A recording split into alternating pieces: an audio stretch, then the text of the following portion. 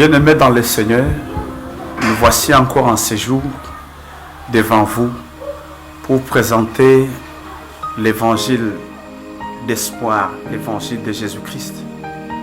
Nous vous croyons très nombreux à nous suivre partout où vous êtes pour le moment. Nous, c'est André Diakane Kabasele, révérend pasteur de l'église Marche Victorieuse d'Endécha, au centre de la République démocratique du Congo, à Kananga. Nous sommes en Afrique, mais nous voulons vous apporter quand même un message d'espoir. Le message d'aujourd'hui, nous l'avons tiré du livre de Malachie, chapitre 3, verset 6, et du livre de Psaume, chapitre 9, les 11 premiers versets. Nous allons lire Malachie chapitre 3, verset 6, qui dit « Car je suis l'Éternel, je ne change pas. » C'est ça ce que nous dit Malachie, chapitre 3, verset 6. « Car je suis l'Éternel, je ne change pas. » Le psaume 9, à partir du premier verset, nous lisons « Je te louerai, Éternel, de tout mon cœur. Je raconterai toutes tes merveilles. Je ferai de toi les sujets de ma joie et de mon allégresse. Je chanterai ton nom, Dieu très haut.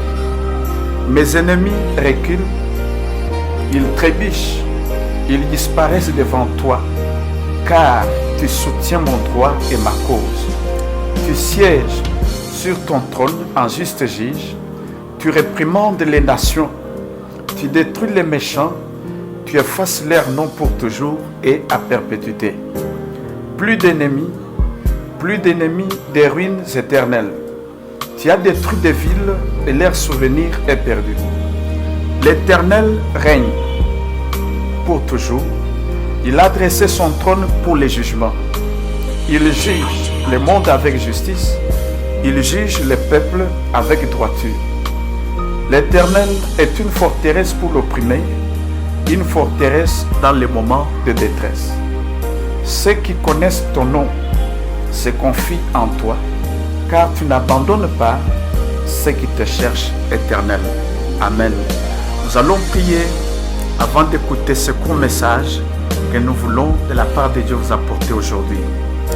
Père éternel, Dieu d'amour, nous voici encore devant de toi. Nous sommes des instruments entre tes saintes mains. Utilise-nous puissamment pour que pendant ces temps où l'évangile sera prêché, utilise notre langue. Que Seigneur, que ta parole soit entendue partout et qu'elle soit une parole puissante qui puisse apporter la paix là où il y a le manque de paix, apporter la guérison là où il y a la maladie, apporter la paix au éternel là où il y a des difficultés, Père Tout-Puissant de tout genre. Je te demande ton assistance, que le Saint-Esprit nous saisisse maintenant, Père Tout-Puissant. Quand cette parole sera prêchée, qu'elle apporte l'espoir là où il y avait le désespoir, qu'elle apporte la lumière là où il y avait les ténèbres, que ton nom soit sanctifié. Nous le laissons à toi, avec tous les peuples qui t'écoutent maintenant. Soyons bénis de ta part, au nom de Jésus. Amen.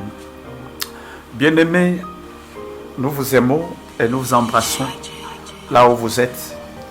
De ces deux passages de la Bible, tirés du livre de Malachie, chapitre 3, verset 6, et du livre de Psaume, chapitre 9, les 11 premiers versets, notre message d'aujourd'hui est intitulé « Votre autorité finale ».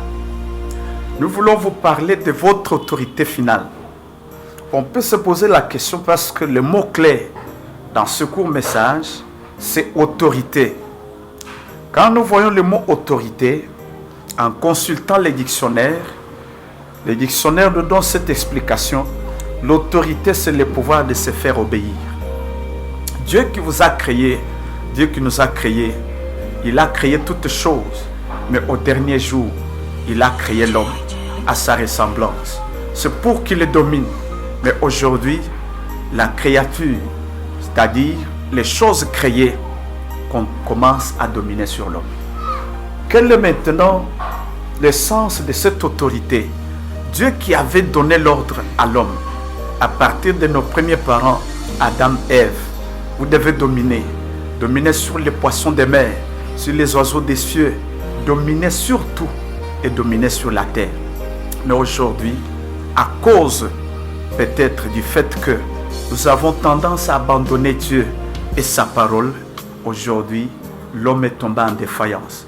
C'est aujourd'hui la créature qui domine sur l'homme alors qu'il était le meilleur gérant que Dieu a placé sur cette terre des hommes pour pouvoir dominer.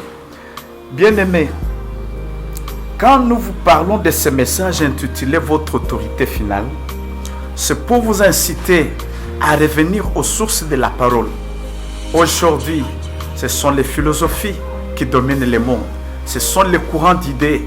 Ce sont les hommes qui sont aujourd'hui, soit bien, qui sont peut-être de manière technologique ou scientifique, qui ont publié tel document, qui sont devenus comme des gens de référence.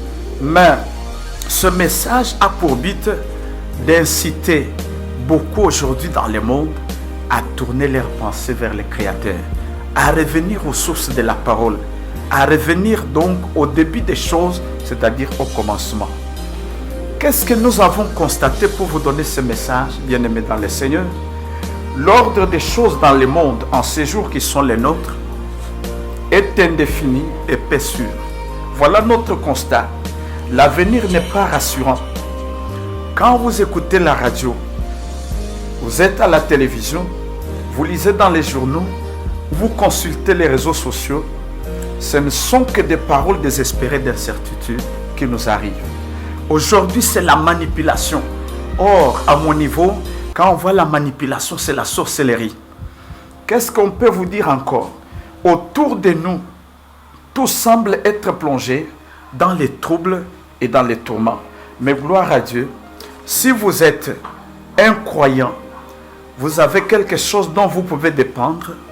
Et la seule chose dont vous pouvez dépendre, c'est la parole immuable de Dieu. La parole qui ne change pas. Comme nous l'avons lu dans Malachie, l'Éternel dit, car je suis l'Éternel et je ne change pas. Le Dieu que nous vous prêchons, n'a pas une double personnalité. Il ne dit pas une chose un jour et une autre le lendemain. La Bible nous dit, il est le même hier, aujourd'hui, éternellement. Si vous faites de la parole de Dieu l'autorité finale dans votre vie, papa, maman, frères et sœurs, quel que soit votre statut, si vous faites de la parole de Dieu l'autorité finale dans votre vie, elle sera votre stabilité. Quand tout est mouvant autour de vous, elle sera votre stabilité quand tout bouge ou quand tout est ébranlable autour de vous. Bien-aimés, prenez l'exemple de la maladie à coronavirus, communément appelée Covid-19. Bien sûr, nous l'avons appris, et vous l'avez appris plus que moi-même, que dans même de grandes nations, il y a eu des milliers de morts. Et ces milliers de morts a commencé à faire que l'humanité a commencé à trembler. Cette maladie, quand elle vous attaque, et peut-être il n'y a personne qui peut espérer un lendemain meilleur. Mais quand nous prenons l'exemple de cette maladie, il y a eu même des croyants dans certains pays touchés par la maladie à coronavirus, mais qui ont mis leur confiance en Dieu, qui ont mis leur confiance en la parole de Dieu, qui ont fait recours aux promesses de Dieu. La Bible dit, parfois, donc quand nous lisons, nous sommes dans la Bible de Genèse, Apocalypse, la Bible dit, ils vous feront la guerre, mais ils ne vous vaincront jamais. Et quand nous lisons cela, et surtout quand nous recourons au psaume 91, nous découvrons qu'il est dit quelque part que 1000 tombent à ton côté et 10 000 à ta droite, tu ne seras pas atteint. Il y a des gens qui ont expérimenté la main de Dieu, bien sûr, touchés par la maladie qu'on appelle Covid-19, mais qui ont mis leur confiance, soit partout dans les sites où ils étaient isolés, soit dans leur maison où ils suivaient peut-être les soins précaires. Aujourd'hui, ils sont devenus les témoins oculaires de ce que la main de Dieu est capable de faire dans ceux-là qui peuvent aussi avoir la confiance en Dieu et en sa parole. Bien-aimés, ces gens ont recouvré leur bonne santé. D'autres encore étaient dans des milliers, c'est-à-dire entendaient des pays où ils ont vu des cadavres par milliers et parfois même dans leur environnement le plus proche. Qu'est-ce qui s'est passé? Bien sûr, leur cœur pouvait commencer à battre, mais après un temps, même s'ils ont vu des cadavres enterrés, des cadavres joncher les rues, mais nous suivons les témoignages aujourd'hui qui n'étaient pas atteints. Tout ça, c'est l'accomplissement de la parole de Dieu. Dieu ne change jamais ce qu'il dit lui-même, donc il s'appelle l'alpha et l'oméga. Les hommes de ce monde peuvent nous dire une chose le matin et ça peut changer le soir. Mais lui, quand il a dit quelque chose, c'est un décret, c'est une ordonnance et jamais une ordonnance ne peut tomber si notre ordonnance n'est pas signée. C'est pour vous dire quoi? Bien-aimés dans le Seigneur, partout où vous êtes, bien-aimés dans le Seigneur, partout où vous êtes, vous nous suivez maintenant. Si vous laissez la parole de Dieu, si vous laissez à la parole de Dieu le pouvoir de décider dans votre vie, vous serez confiant quand les autres seront confus. Amen. Vous serez confiant quand les autres seront confus. Vous serez paisible quand les autres seront sous pression. Alors c'est pour vous dire quoi? Vous surmonterez les difficultés quand les autres seront dépassés par ces difficultés là dans ce monde. Que veut dire alors, que veut dire faire de la parole de Dieu l'autorité finale? Faire de la parole de Dieu l'autorité finale. Cela signifie croire ce que cette parole dit au lieu de croire ce que les gens disent. Bien-aimé, on peut donner un exemple aujourd'hui. Quand cette pandémie a commencé à ravager le monde pouvait avoir ses yeux tournés vers certaines organisations des Nations Unies telles que l'OMS. Mais quel message nous avons eu de hauts responsables, peut-être qui ont dit, si ce que nous vivons dans les pays hautement industrialisés, dans les pays vraiment qui ont des laboratoires, qui ont l'hygiène plus que l'Afrique, le continent africain doit s'attendre à l'hécatombe. Le continent africain verra beaucoup de cadavres dans les rues.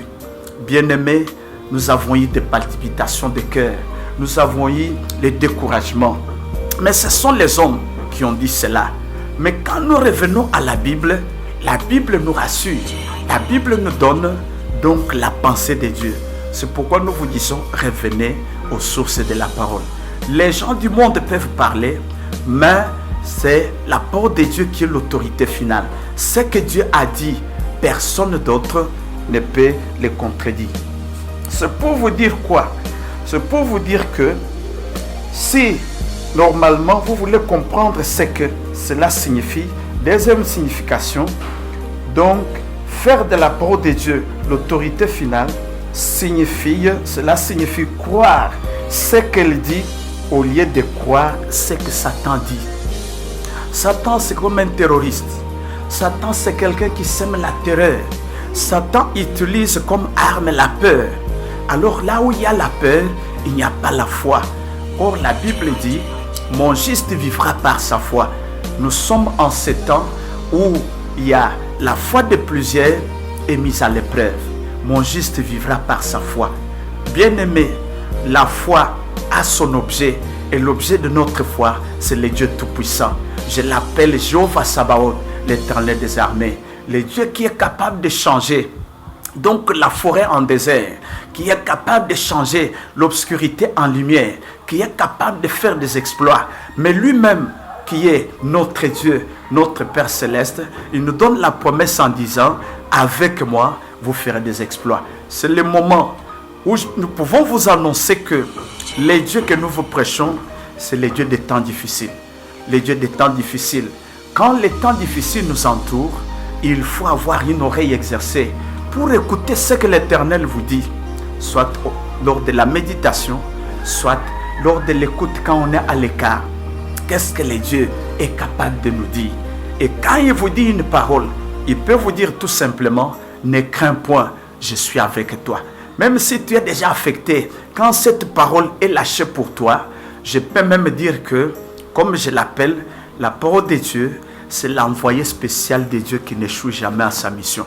Quand cette parole est lâchée par Dieu de son trône pour venir te chercher, comme elle a été envoyée pour Marie, qui devait mettre au monde le sauveur du monde, le sauveur de l'humanité, qu'est-ce qui s'est passé? Cette parole a laissé les avenues, peut-être les meilleurs, les immeubles, peut-être les meilleurs, pour aller chercher là où était Marie, qui devait concevoir le sauveur du monde. Alors c'est pour vous dire quoi? Cette parole, c'est une grâce qui se manifeste dans la vie des gens.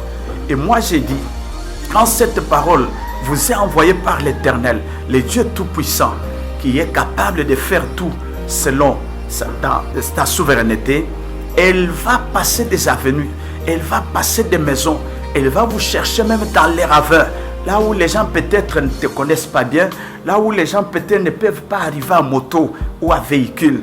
Alors, quand toi, tu es ignoré par le monde, mais le Dieu créateur te connaît par ton nom, il connaît le nombre de cheveux de ta tête, il sait pourquoi il t'a envoyé dans ce monde. Bien-aimés, nous devons vous rassurer par ce message que faire de la parole de Dieu l'autorité finale. Troisième explication, donc cela signifie croire à ce qu'elle dit au lieu de croire ce que les circonstances disent. Les circonstances autour de nous, ça montre que du jour au lendemain, il peut y avoir bouleversement de toutes choses. Mais je peux vous poser la question, si tout s'est passé aujourd'hui, et que cette hécatombe qui est prophétisée par les gens du monde arrivait, bien-aimé dans le Seigneur, papa, maman, frères et sœurs, où est-ce que tu passeras ton éternité? Où est-ce que tu passeras ton éternité? Est-ce que tu seras dans la joie éternelle avec le Seigneur? Jésus-Christ qui vous avait dit à partir des apôtres que il est bien que je m'en aille. Quand je m'en serai allé, je vous enverrai les consolateurs.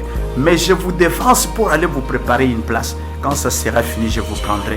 Ou bien, votre place sera dans l'obscurité la plus profonde avec l'ennemi acharné du monde, l'ennemi acharné de Dieu, donc et de nous autres, qui est le diable, dans l'enfer, où il y a le feu qui brûle comme avec du soufre et donc le feu qui ne s'éteint jamais. Bien-aimé, en écoutant ce message, tu peux examiner ton cœur. Est-ce que tu as déjà déraillé ou bien tu es sur la bonne voie? Si tu es à l'écart, demande à ton Dieu, ton Créateur, de ramener tes pieds sur les rails, sur la bonne voie. Bien-aimé, à partir de ce message, le vœu de mon cœur est de vous inciter, vous exhorter à déterminer dans votre cœur de faire cela aujourd'hui, c'est-à-dire faire de la parole de Dieu l'autorité finale dans votre vie. Soumettez-vous sans crainte à l'autorité de la parole de Dieu et rien dans ce monde instable ne pourra vous ébranler, ne pourra vous voler votre sécurité. Faites de la parole de Dieu les derniers mots. Apocalypse chapitre 1er, verset 8 le confirme. Écoutez ce que la parole de Dieu dit. Je suis l'alpha et l'oméga, le commencement et la fin, dit le Seigneur Dieu, celui qui est, qui était et qui vient, le Tout-Puissant. Tenez ferme à la parole. Colossiens chapitre 1er verset 3 et 23, la Bible dit, nous le dit, demeurez fondés, inébranlables dans la foi, sans vous détourner de l'espérance de l'évangile quand donc vous avez entendu. Nous pouvons prendre l'exemple des trois amis de Daniel, Shadrach, Meshach, Abednego. Quand le roi avait dressé une statue pour que ces trois amis, quand ils entendront les sons des trompettes, donc des chalumeaux, des guitares, ils devaient se prosterner comme tout le monde. Alors quand cela a eu lieu, la Bible nous dit, les trois amis de Daniel étaient restés debout. Même si ils ont fait l'objet d'accusations, qu'est-ce qui se passe? Donc le roi les a terrorisés pour dire, est-ce que des propos délibérés que vous ne voulez pas adorer ma divinité, adorer ma statue? Alors les trois amis ont donné une réponse que j'apprécie. une réponse de la foi. Ils ont dit, ô roi, vis éternellement. Sache que nous ne pouvons pas adorer ta statue. Nous ne pouvons pas adorer tes divinités. Nous appartenons à un Dieu puissant, le Dieu qui est le créateur de toutes choses. Amen. Dans ce sens, donc, même si vraiment ils ont répondu comme ça, le roi était vraiment fâché, il était furieux. Il a ordonné à ce qu'on puisse chauffer la fournaise ardente, donc 7 fois. Or, 7, c'est le chiffre de Dieu, c'est le chiffre de la perfection. Et personne ne pouvait s'approcher de la fournaise. On a demandé au bourreau de les lier et puis ils les ont jetés dans la fournaise ardente. La Bible nous dit un phénomène vraiment tout à fait particulier. La Bible nous dit que les bourreaux sont tombés en 5 hommes. Mais qu'est-ce qui s'est passé? Le roi qui était assis sur son trône avec ses administrés, avec ses notables, avec son entourage plus proche, a jeté un coup d'œil dans la fournaise. Il a témoigné, il a dit en posant une question, n'avons-nous pas jeté en tout cas 3 personnes dans la fournaise? Les notables ont répondu certainement au roi. Mais il dit, mais je vois une 4e personne. Et cette 4e personne a le visage semblable donc au visage du Fils de Dieu. Alors c'est pour vous dire, le roi qui voulait marcher sur les véritables enfants de Dieu, les amis de Daniel, a vu un témoignage. Jésus-Christ que nous servons, il peut accepter que nous puissions passer par le feu. D'ailleurs, une promesse nous dit, quand vous passerez par le feu ne vous brûlera jamais. Et il nous dit, quand vous serez même donc jeté dans les eaux des fleuves, des mers, vous ne serez pas submergés. Alors c'est pour vous dire quoi? Bien-aimés, nous devons être attachés à Dieu. Il ne rend jamais confiant ceux qui donc mettent leur confiance en lui. Bien-aimés dans le Seigneur, nous voulons terminer ce message pour vous encourager à jeter un coup d'œil dans l'Ancien Testament comme dans le Nouveau Testament pour voir quels sont les hommes de Dieu, quelles sont les femmes de Dieu. C'est là que je peux appeler, en utilisant le langage de Hébreux 11, les héros de la foi. Les gens qui ont donc mis leur confiance en la véracité de Dieu et à sa parole. Et quels que soient les défis du monde auxquels ils étaient exposés, ils ont vu la main de l'Éternel. Et aujourd'hui, même s'ils sont morts, mais ils continuent à vivre au travers de leurs témoignages. Gloire à Dieu et Dieu créateur de toutes choses. Le monde aujourd'hui peut basculer, mais l'unique chose qui ne pourra pas basculer, c'est la parole de Dieu. Au lieu de vous attacher aux choses ébranlables, si vous vous attachez à certains gouvernements, ils seront ébranlés. Si vous vous attachez à certains hommes, ils seront ébranlés. Ils finiront par mourir. Si vous vous appuyez sur les arbres peuvent tomber. Mais nous vous disons que vos yeux soient tournés vers l'homme de Galilée. Que vos yeux soient tournés vers Jésus-Christ.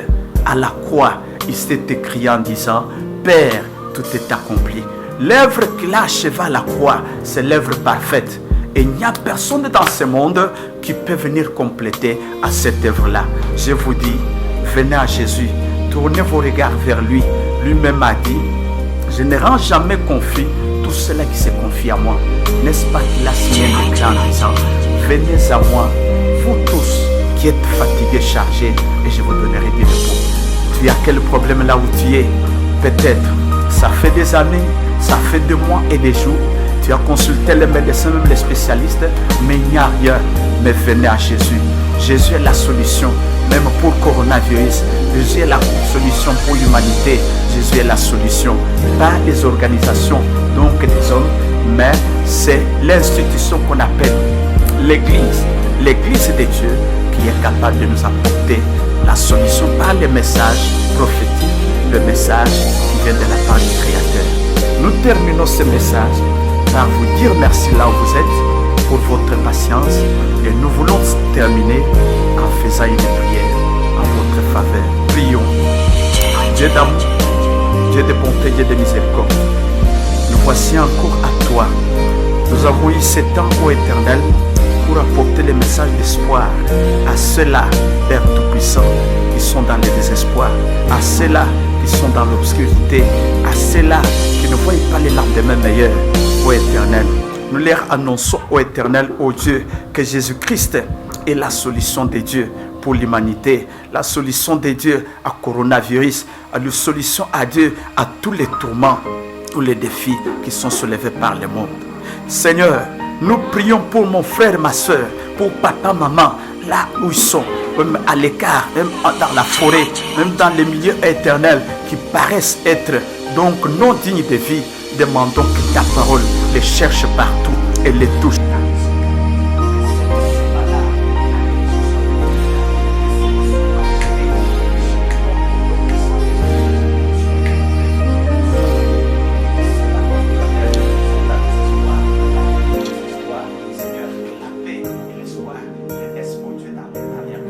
Dieu le Dieu des renaissances, Dieu le Dieu des résurrections.